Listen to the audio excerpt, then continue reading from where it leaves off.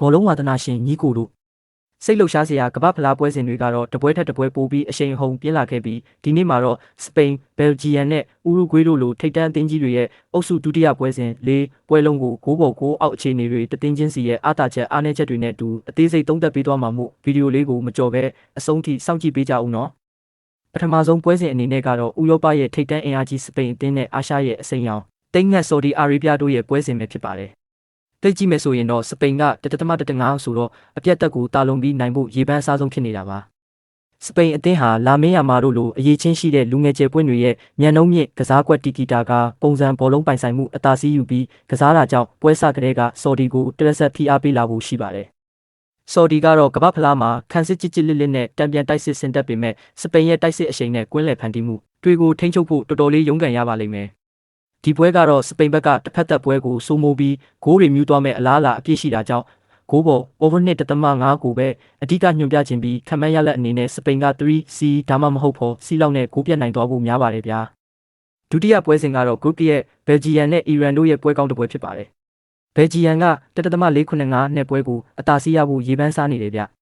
တီဗင်ဒီဘရိုင်းနာဦးဆောင်တဲ့ဘယ်လ်ဂျီယမ်အသင်းဟာတိုက်စစ်ပိုင်းကစားကွက်ဖြန့်ကျက်မှုအကောင်းပြီးဂိုးသွင်းဖို့အခွင့်အရေးအများကြီးဖန်တီးနိုင်တဲ့အသင်းပါဒါပေမဲ့အီရန်ကလည်းအာရှရဲ့အမာကျော်ဆုံးအသင်းတွေကတတင်းပီပြီးကိုခန္ဓာကြန့်ခိုင်မှုသာလုံးတလို့တံပြန်တိုက်စစ်ကတော်တော်လေးထက်မြက်ပါတယ်ဘယ်လ်ဂျီယမ်တိုက်စစ်ကဂိုးရဖို့လမ်းကြောင်းပွင့်နိုင်တယ်လို့အီရန်ဘက်ကလည်းဘယ်လ်ဂျီယမ်ခံစစ်အမားကနေတဆင့်တံပြန်တိုက်စစ်နဲ့တကူလောက်ပြန်ခွဲသွားနိုင်တဲ့အနေအထားရှိပါတယ်ဒါကြောင့်ဒီပွဲကတော့နှစ်သင်းလုံးဂိုးအပြန်လန်းတွင်းကြမဲ့ဂိုးပေါ် over 1.5အုံထွက်မဲ့ပွဲမျိုးဖြစ်လာနိုင်ပြီးခံမှန်းရလက်အနေနဲ့ဘယ်လ်ဂျီယမ်က2-1လောက်နဲ့ကတ်နိုင်သွားဖို့များပါတယ်တတိယပွဲစဉ်ကတော့ group ရဲ့ဥရုဂွေးနဲ့ကိတ်ပါတီတို့ပွဲဖြစ်ပါတယ်ဥရုဂွေးက1.5နဲ့အသာရနေပြီးပွဲကိုစိုးမိုးထားဖို့ရှိပါတယ်ဥရုဂွေးဟာဒါဝင်နူးညက်စ်တို့လိုတိုက်စစ်မှုတွေရဲ့ကြန့်ခိုင်မှုဆွဲနှပဲကြီးမှုတွေနဲ့အတူတောင်အမေရိကစတိုင်အကွက်ချပြီးမမထန်ထန်ကစားလာမှာပါကိတ်ပါတီကတော့အုပ်စုအဆင့်မှာအမှတ်ရဖို့အတွက်ခံစစ်ကိုပဲအသက်ငင်အောင်ပိတ်ဆို့ပြီးဂိုးမပေးရရေးကိုအဓိကဦးတည်လာပါလိမ့်မယ်ဥရုဂွေးကကစားကွက်အပိုင်ထိန်ပြီးပွဲကိုဖြည်းဖြည်းချင်းနှိပ်စက်သွားမှာဖြစ်တယ်လို့ကိတ်ပါတီကလည်းတိုက်စစ်ဆင်ဖို့ထက်ခံစစ်ကိုပဲအပြုတ်မှာမို့ဂိုးပေါက်6ကတ်သွားနိုင်ပါတယ်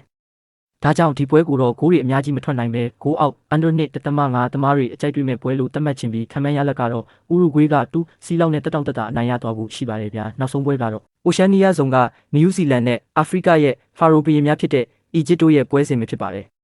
ဒီပွဲကတော့တော်တော်လေးအကျိတ်အနယ်ရှိမှဖြစ်ပြီးအီဂျစ်ကဆာလာတို့ရဲ့အတွေ့အကြုံတိုက်စစ်အစိတ်တောက်တွေနဲ့ပွဲကိုအသာစီးရအောင်ကြိုးစားလာပါလိမ့်မယ်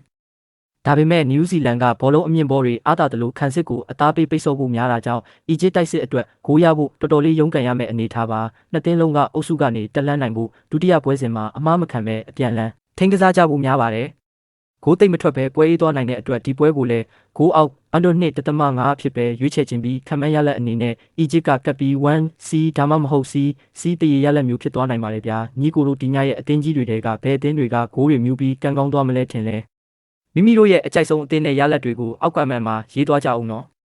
ဗီဒီယိုလေးကိုသဘောကျရင် like နဲ့ subscribe လုပ်ထားဖို့မမေ့နဲ့အောင်နောက်ထပ်ပွဲကောင်းတွေမှာပြန်တွေ့ကြမယ်